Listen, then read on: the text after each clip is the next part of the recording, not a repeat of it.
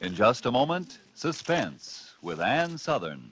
Billy, turn that radio down. How can we play bridge? Okay, Mom. I like the Autolite show, but not so loud. Whose deal is it, May? Mine, Mary.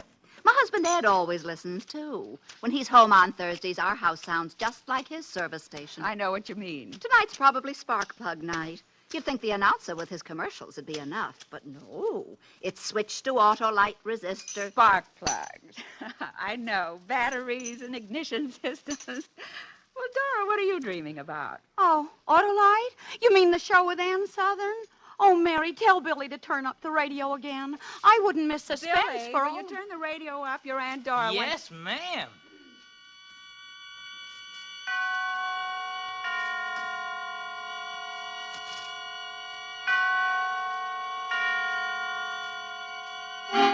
Suspense.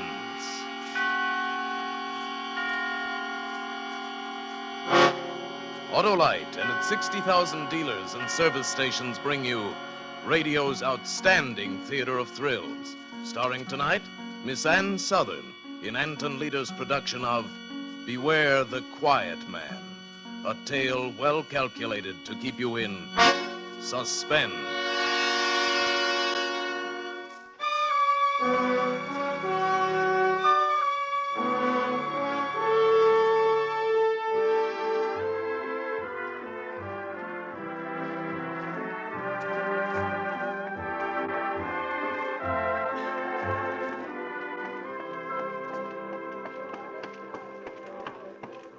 What'll you have? Bourbon and soda with a twist of lemon. Okay, coming right up. Say, your name, Margie. Yeah. How'd you know? You generally come in here with a heavy-set guy, black wavy hair, wears a big diamond? Yeah. Yeah, he was in a while ago. Said to tell you he'd be late, but for you to be sure and wait for him. But I can't wait. I gotta get home to my... I gotta get home. How late do you say it'd be? Oh, about an hour. Oh, for crying out loud. Okay, give me some nickels. Here. Here you are. Thanks.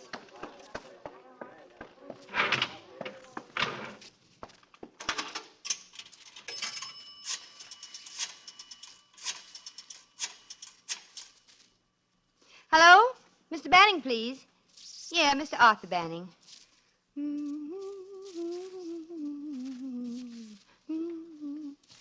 Arthur? Margie. I'm going to be late for supper. Yeah, I ran into a girl I used to know at Lincoln High. She wants me to have a drink with her. Yeah. And say, will you pick up some hamburger on the way home and start the potatoes? I'll be there as quick as I can. Bye. Here's your drink. Well, here's mud in your eye. There's a young fella down at the end of the bar wants to buy you one. No, thanks. Well, it looks like a nice guy. That tall blonde fellow over by the mirror? None other. And you got a whole hour to kill. Is he... He isn't drunk, is he? Nah, he's had a few, but he always carries it good. It might help pass the time. Say, what's it to you anyway? $5. You say, I'd sure appreciate it. He offered you $5 to get me to have a drink with him? Yeah. He is kind of good looking. Well, okay. Sure, what the heck, I'll have a drink with him.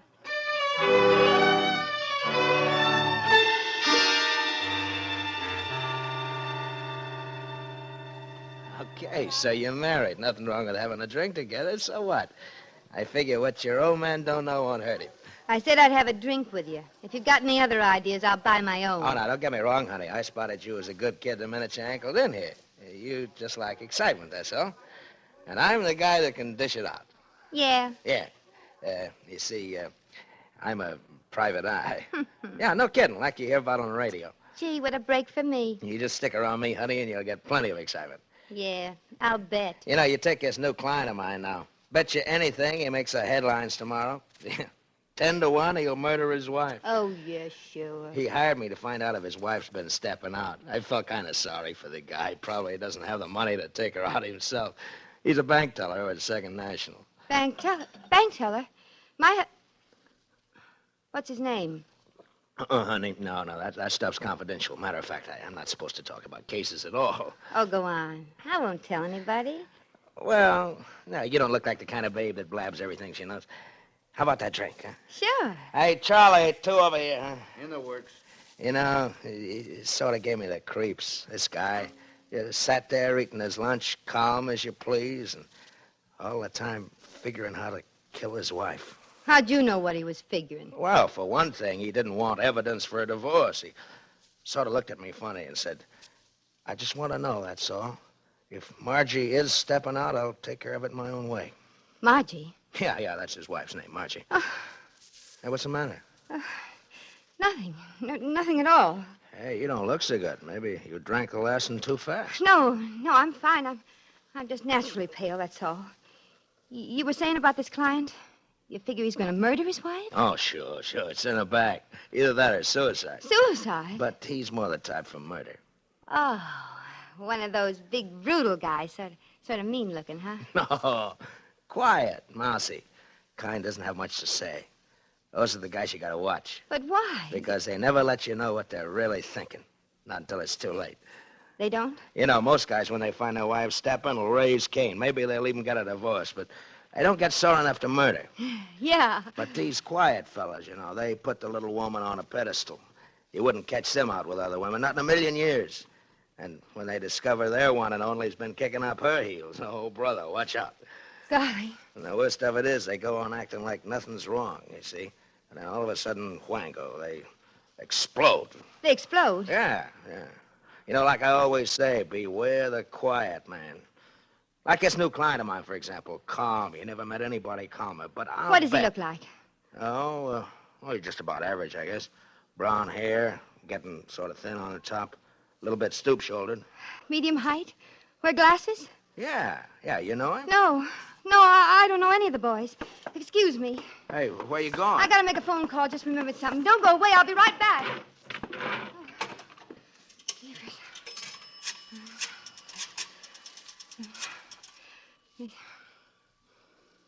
Ralph? Margie. I can't see you this afternoon. No, I'm not sore about you being late. But whatever you do, don't come into Charlie's place. Yeah, that's where I am now. You bet there's something wrong. There's plenty wrong. Either this guy I'm talking to is crazy, or else Arthur's planning to murder me.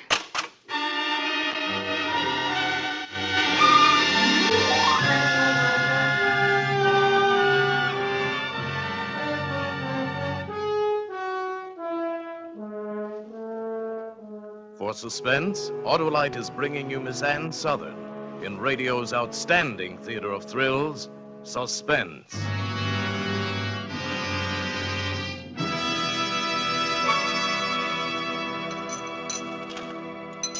Well, Dora, we're down 200 on that hand. Oh, are we? It's easy to see there's no playing bridge with you girls with Suspense on.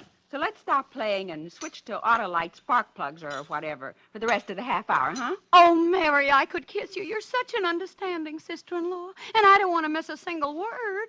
What about you, May? Dora, did you know that my husband knows Frank Martin, the Autolite salesman? He does? Well, then let's listen to Mr. Martin. Right now, you can get Autolite resistor spark plugs almost anywhere in the United States. They're sensational. Why, no other spark plug will give and maintain such performance. Autolite worked with leading car and truck manufacturers, and they ignition engineered a 10,000 ohm resistor right into the Autolite spark plug that permits a wider spark gap setting and maintains it far longer than in other spark plugs. Actually, when you replace your narrow gap spark plugs with a set of wide gap Autolite resistor spark plugs, you can tell the difference in your car. Oh, dear. And to think that I'll hear every word of that again from Ed when I get home. Now, here's the simple lowdown. As a result of the wide gap in the resistor spark plugs, your engine idles smoother, you have better luck with lean gas mixtures, and save gas. And within established limits, you reduce spark plug interference with radio and television reception. Yes, and today you can get the resistor spark plug from almost any of Autolite's 60,000 dealers. That's the biggest spark plug news in years.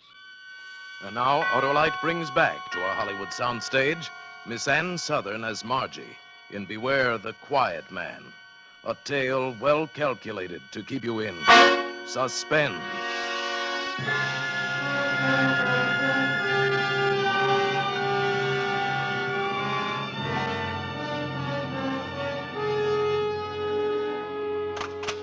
I stood there in the phone booth a minute after I hung up.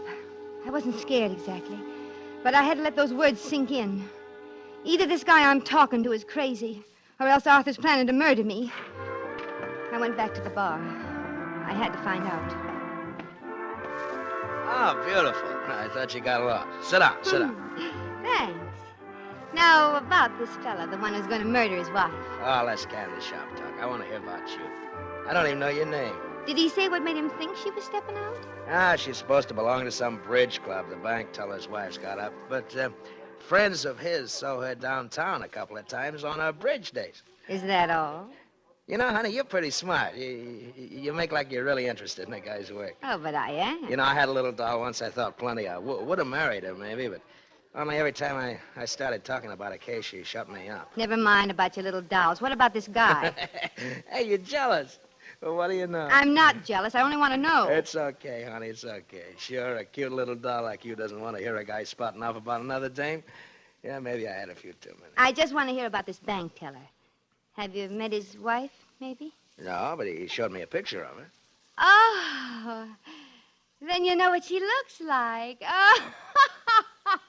Hey, what's so funny? Never mind, the joke's on me. Hey, maybe you better not have many more to drink. You're acting kind of screwy. Oh, I feel wonderful. Well, here's to you. A long life. Yeah, A long, long life. yeah. Down the hatch. Yeah, poor little Margie. You know, you showed me a snapshot of her in her bathing suit. Mm-hmm. Oh, boy, was she stacked. As a matter of fact, about your height and build, you're blonde like you, too. Was she as pretty as I am? I couldn't see her face. It's kind of blurred. Oh. He's bringing me a better picture of her tomorrow. Oh, I think I'd like another drink. You know, honey, you better start taking vitamins or something. You're pale as a sheet. I said I wanted another drink. Oh, yeah, sure. Hey, Charlie, two more the same, huh? Yeah, poor little Margie. You know, that's one thing I can never figure out. The cute little dolls with flirtatious eyes always pick some homely, quiet gink when it comes to settling down. And the handsome he-man who has to beat off the dames with a club, what does he do? He marries a drab little pigeon. Yeah, that's why we get so many axe murders, I guess. Axe murders? Only in this case, he'll use a gun. But he doesn't have a... I mean, most bank clerks don't own guns. Oh, well, this one does. Now.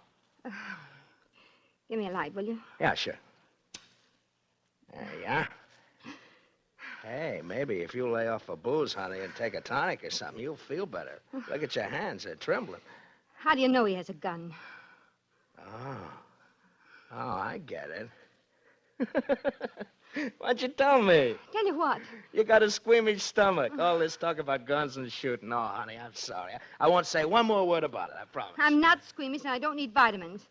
I want to know how you know this bank teller guy has a gun. I saw him going to a pawn shop and buy one. You know, honey, I could really go for you. It's a funny thing, we never even introduced ourselves. That's something we got to do. My name's Cluson. Lem Cluson. What's yours? You mean that man bought a gun and now he's home waiting to murder his wife in cold blood? Oh, no. He won't do anything until he gets my report. Oh. You see, tomorrow I check with her friends to see if she's been going to bridge club like she's supposed to. Yeah. And I meet my client for lunch and get a picture of Margie. And I take it around to the downtown bars to find out if she's been seen with anybody. And then I give my client the report when he gets off work. Yeah. And then? And if his suspicions are right, and they usually are, it's all over but the shooting. The shooting? Yeah, bang, bang, honey. That's all. Bang, bang. Say, what'd you say your name was? I've got to get home.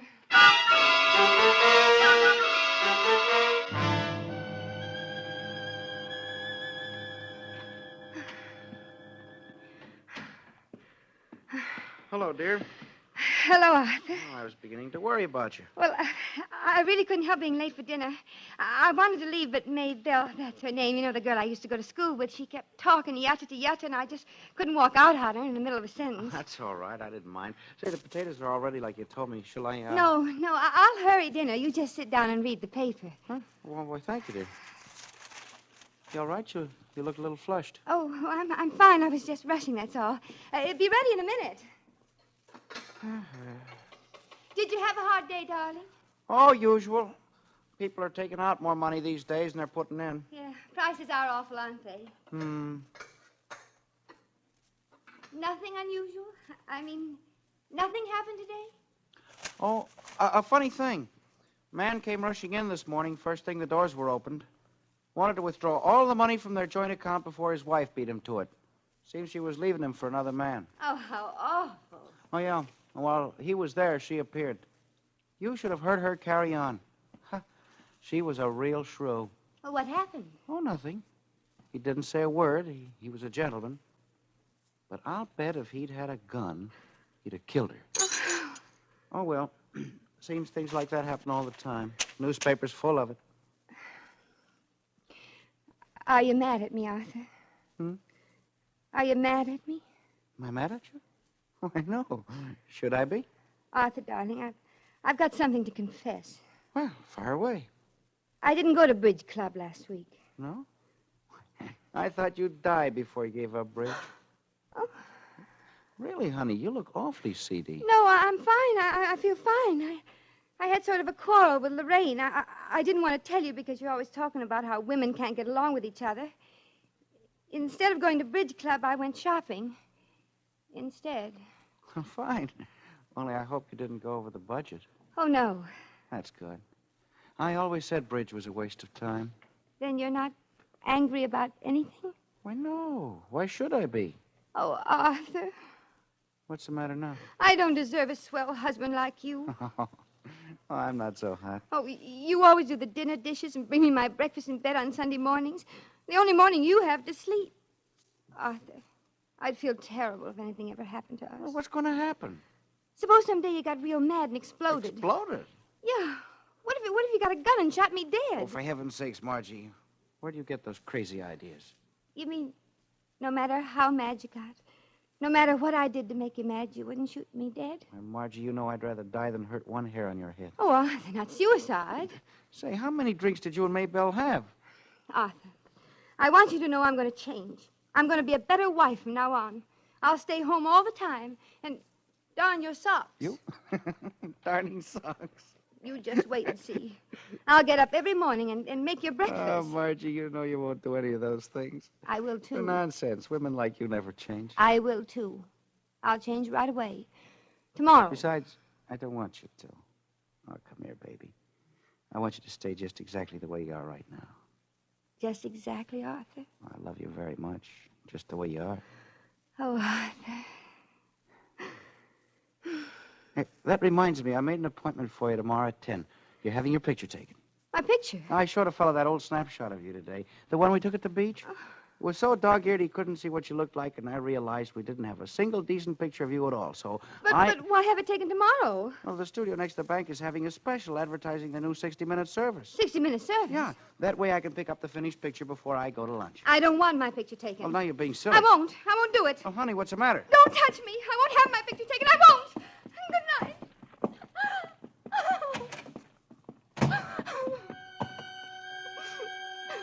Sort of gave me the creeps, this guy. Sat there eating his lunch, calm as you please, all the time figuring how to kill his wife. Quiet, mousy. That's the kind you gotta watch. Never let you know what they're really thinking. All of a sudden, wango, they explode.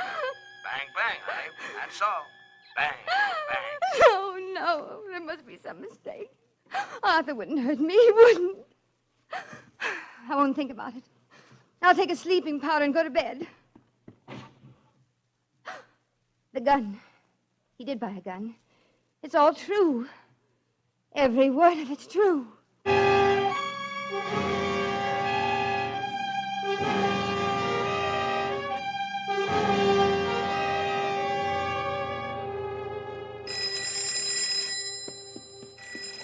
Hello? Ralph. I told you never to call me here. No, it isn't all right. Arthur brought a gun home last night. Yes, a gun. Claimed he was keeping it for a friend. That's all he'd say. Yeah, I think so. Just a minute. I'll look. Ralph, the gun's gone. He must have taken it to work. Oh, but don't you see? As soon as he finds out for sure, he'll kill... No. I never want to hear from you again. I've got to think. Oh, not the doorbell.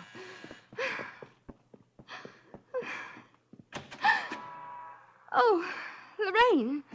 Well, who'd you expect, darling? Frankenstein?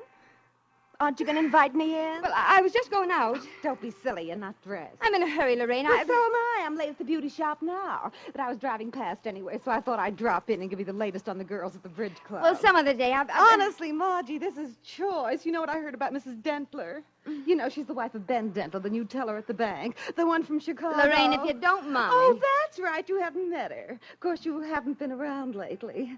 Well, she's kind of a pretty little thing in a plucked eyebrow sort of way. But you should hear what her husband told my husband. Lorraine, Of course, I promised Ed I wouldn't breathe a word. For crying out loud, Lorraine. Well, what brought that on? I haven't time to stand and gossip. What's wrong with you today, anyway? You're as nervous as a cat. I'm all right, perfectly all right. But here it is, 10:30. 10:30? Good heavens, I'm a half hour late. Well, goodbye. I've got to run. Oh, darling. Be sure and read the Gazette tomorrow. They're running a story about our bridge benefit. Okay, goodbye. Pictures and everything. They didn't have time to take a new picture, but I gave them the one we took at the Valentine party. The one I was in? They're publishing it? Why, sure. I don't want my picture in the paper. But yours was the only flattering one in the group. The reporter picked you out right away. He seemed quite smitten.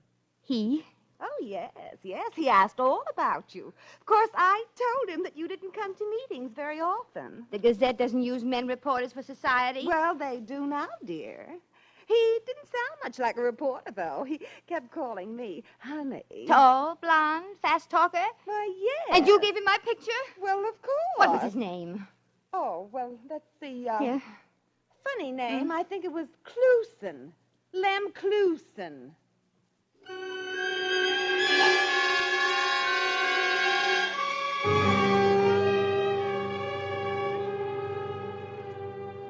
But, Charlie, it's a matter of life and death. I've got to get a hold of Lem before noon. Well, like I said, he ain't been in. You sure he never told you where he works? No, he's gumshoeing for some private detective outfit. Oh, give me some nickels. Lots of nickels. I got some telephoning to do. Acme Detective Agency. Do you have a man named Clusen working for you? Lem Clusen? No? Thanks. Brandon Agency? I want Mr. Clusen, Lem Clusen. Oh. Yeah, I guess I have the wrong number.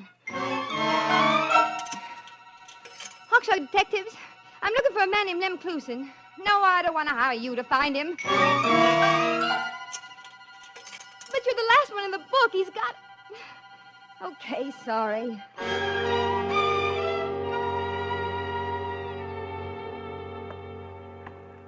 No luck? No.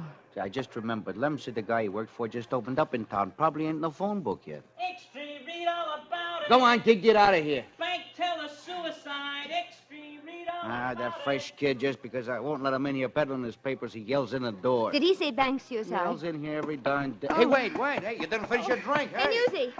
Newsy. I told Hey, him. boy. Hey, newspaper. Boy. Come here, boy. Read all about it. Bank suicide. Hey, you, boy. Paper lady? Did you say suicide? Right in the Second National Bank. You want a paper? Yeah. Here. Guy's wife steps out with another Joe. So the poor dope says, goodbye, Margie, and pulls the trigger. Here you are, lady. Bank suicide. Read all about it. Well, if it isn't Margie. Get away from me, Lem Clusen. Heard you were looking for me. Well, here I am. Boy, have I got a lot to tell you. Let me alone. I want to read. Oh, that write-up's no good. Here, give it here. Yeah, that's better. Now, come on into Charlie's, and I'll give you the inside. Give me back my paper, you murderer. Murderer? Hey, wait a minute. Oh, I get it. You figure he bumped himself off on account of my report. That's a screwy part. He didn't even wait for the report. I got it right here in my pocket. Take your hand off my arm. Oh, look, honey, now come on. You're coming into Charlie's if I have to drag you. Why don't you leave me alone? I figured you'd be sore. Might spouting off the way I did in Charlie's yesterday. But how did I know who you were? Here we are. Hey, Charlie, 2 bourbon highs, double. I don't want a drink. Should have seen my face this morning when that screwy friend of yours gave me the picture of your bridge Oh, club. never mind. And there you were, as real as life and just as cute. I says to myself, why, you dumb ox, you got that little doll worried sick. And then when I read in the paper about my client giving your husband the gun to keep for fear he'll use it on himself, I think, holy cow. What did you say? And then I think, I bet she figures I planned the whole thing just to scare her. What do you mean? Oh, now don't try to kid me, Margie. You know you figured that client of mine was your husband, that he was going to bump you off. You mean he wasn't? No, your name's Banning, isn't it? Yeah. Well, my client's name was Dentler, Benjamin Dentler. Funny thing, his wife being named Margie, too. Yeah, I never thought he'd do it anyway. Oh, I think I'd like that drink after all. Well, Just us, honey. So that's the gossip Lorraine was trying to tell me. Dentler, the teller from Chicago. You know, I've been thinking a lot about you. And Margie. Arthur really was keeping the gun for a friend of his. Hey, I'll tell you what, honey. I know a quiet little spot across town where we can eat, dance, anything we want. You might have told me about Dentler. It's a cute little place, baby. They got a knocked-out band, and what a floor show. I wonder why Arthur wouldn't talk to me about it. Well, what do you say? Say? To what? Well, you and me, honey. Our date. Oh. You're asking me to step out with you? Well, why not? How about my husband? Oh, that mousy little guy. We got nothing to worry about from him. But I thought you always said, beware the quiet man. You never know what they're really thinking. But this is... No buts. If you'll pardon me, Mr. Lemclusen, I'm going home and start his supper.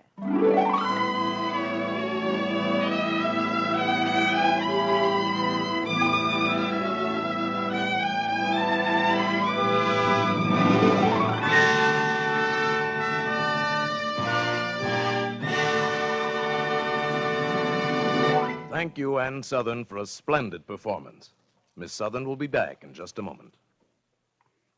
Dora, I apologize. That show was better than a 6 no-trump hand. Why, Mary, first thing you know, you'll be in Ed's class, quacking about Autolite resistor spark plugs like Donald Duck.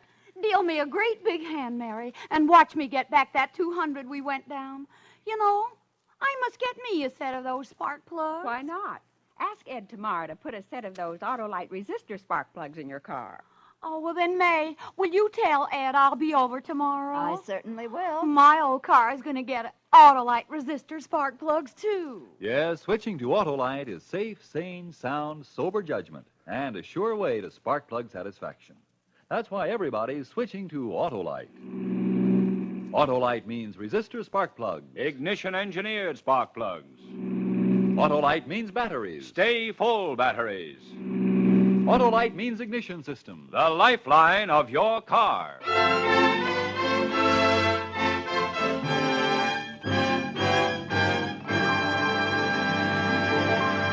And now, here again is Miss Ann Sothern.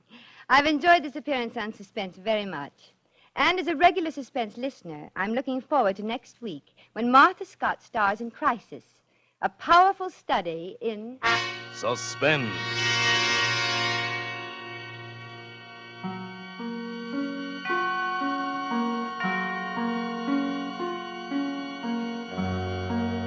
Ann Sothern appears by courtesy of Metro-Goldwyn-Mayer Studios, producers of Julia Misbehaves, starring Walter Pidgeon and Greer Garson. Tonight's suspense play was written by Toby Hall, with music composed by Lucien Morawick and conducted by Lud Gluskin. The entire production was under the direction of Anton M. Leader. Next Thursday, same time, you will hear Martha Scott in Crisis.